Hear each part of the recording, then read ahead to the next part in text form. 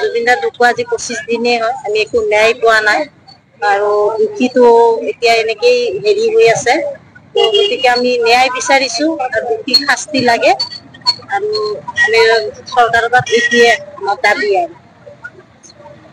নমস্কাৰ মোৰ নাম মাধৱী ৰহন সোণাপুৰ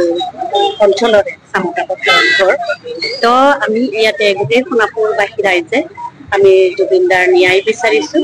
যাতে ন্যায়টো সঠিকভাৱে যাতে আমি পাওঁ আমি সেই চৰকাৰৰ ওচৰত দাবী জনাইছো আৰু দুখী যাতে মানে যাতে শাস্তি পায় মানে আমি ৰাইজে যেনেকে বিচাৰো তেনেকে যাতে শাস্তি পায় দুখীয়ে আৰু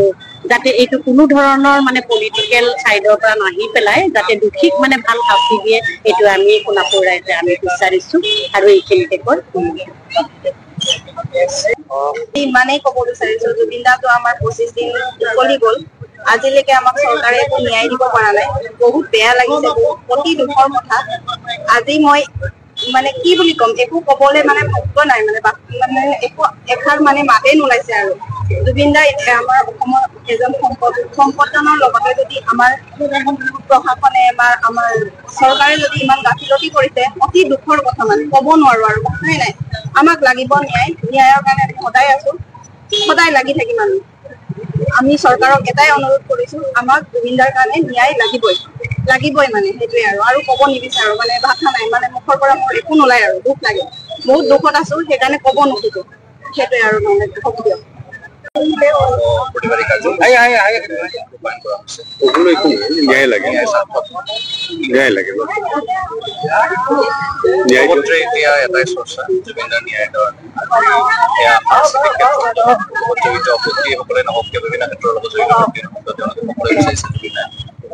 চৰকাৰৰ এই যে প্ৰক্ৰিয়া চলি আছে ন্যায় সন্দৰ্ভত কি বুলি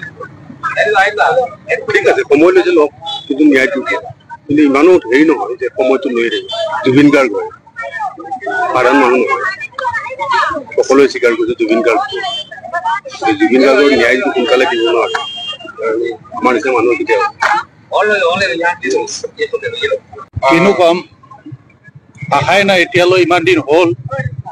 জুবিনে জাষ্টিস পোৱাই নাই এতিয়ালৈ মই এটাই কামনা কৰিছো গভৰ্ণমেণ্টলৈ যে এই কালপিত কিতাপ যিমান পাৰে সোনকালে তেখেতসকলৰ ৰাইজক গতাই দিয়ক নতুবা আইনগতভাৱে তেখেতসকলক শাস্তি দিয়ক কিন্তু এনেকুৱা ধৰণৰ তেখেতসকলক হেমাহি কৰি ৰাখি দিন এটাৰ পিছত দিন বাগৰি গৈ আছে কিন্তু ধৈৰ্যৰ সীমা মানে ৰাইজে মানে পাৰ কৰি দিছে গতিকে সেইকাৰণে মই অনুৰোধ গভৰ্ণমেণ্টলৈ অতি সোনকালে আইনগতভাৱে তেখেতসকলক শাস্তি দিয়ক সেয়ে মই শান্তিভাৱে আজি মমবাতি জ্বলাই এই প্ৰতিবাদ সাব্যস্ত কৰিছো ধন্যবাদ হয় আমাক জুবিনদাৰ কাৰণে আমাক জাষ্টিস লাগে আৰু আমি ন্যায় বিচাৰো আৰু আমি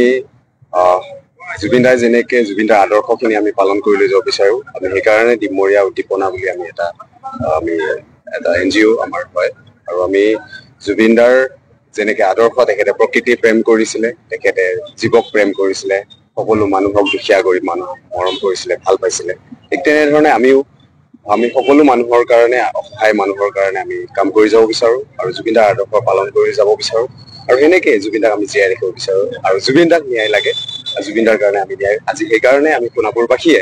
আমি আগবাঢ়ি আহিছো আৰু সেইকাৰণে এই প্ৰতিবাদটো চাইলেণ্ট প্ৰতিবাদ কৰিছো কি ক'ব আজি ইয়াত যি প্ৰতিবাদী কাৰ্যসূচী ৰূপায়ণ কৰা হৈছে আপুনি ইমান দূৰৰ পৰা উপস্থিত হৈছে কি ক'ব ক্ষেত্ৰত? মই আচলতে গুৱাহাটীৰ পৰা আহিছোঁ।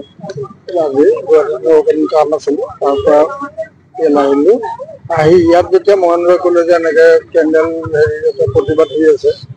মই বোলো ময়ো তাত জইন কৰি যাওঁ, সেইবুলিয়ে সোমালোঁ। অন্তত মানে জুবিনৰ বেদনালৈয়ে ঘূৰি আছোঁ। এইটোতো কেতিয়াও পাহৰিব নোৱাৰোঁ। গতিকে আমি জাষ্টিচ বিচাৰিছোঁ। আমি গম পোৱা মতে জুবিনে যেতিয়া সেইফালে যায় প্ৰায় আপোনাৰ এখন তাত হোটেল আছে বুলি আমি গম পাইছোঁ, তাত সোমাই কেনেধৰণৰ কথা বতৰা কেনেধৰণৰ আলাপ আলোচনা বা শেষ সংকেত কেতিয়া গৈছিলে? শেষ মই 4 মাৰ্চত লগ পাইছিলোঁ, 4 ফেব্ৰুৱাৰী ন 4 ফেব্ৰুৱাৰী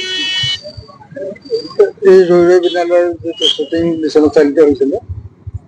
লাষ্ট পাওঁতে মই মোৰ লগত আধা ঘণ্টামান কথা পাতিছিলোঁ। খুব ব্যস্তটো তেখেত, আধা ঘণ্টামান কথা পাতিছিলোঁ। তেতিয়া মোক সেই গুৱাহাটীৰ আমি থকাৰ দিনত মানে পুৰণা যিখিনি ৰাইটাৰ আছিলে, তাত চিনেমা লাইনৰ মানুহ, তাৰপৰা সাংবাদিক, এই মানুহখিনি মানে কাক কেনেকৈ পাইছিলে সেই কথাখিনি পাতিছিলোঁ। সেইটো মানে সদায় মনত থাকিব। আৰু তেতিয়া জুবিনে কৈছিলে যে হেৰি যে মই কিন্তু এই মানুহখিনি কেনেকৈহে জানিছিলোঁ, আপুনি আগতেই পাইছে, গতিকে মানুহখিনি অকণমান বেলেগ ধৰণে পাইছে আপুনি। এতিয়া ইমানে ক'ম আৰু।